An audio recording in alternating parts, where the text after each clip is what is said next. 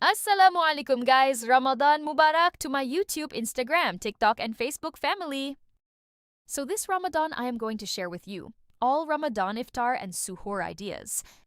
I always try my best to give more time in ibadah and less time in kitchen, but with variety of food items within an hour, I try to prepare variety of items. The last minutes before iftar is the most essential time for du'as to get accepted, so make sure that you spend last time in making du'as. The Prophet ﷺ said that when the month of Ramadan starts, the gates of heaven are opened and the gates of hell are closed and the devils are chained. So guys, to make sure that I share with you guys fast and quick recipes in this Ramadan, I share with you some of the quickest iftar food items. Dates along with nuts and kishta variety of fruits. Dahi vara and plain vara, chicken cream.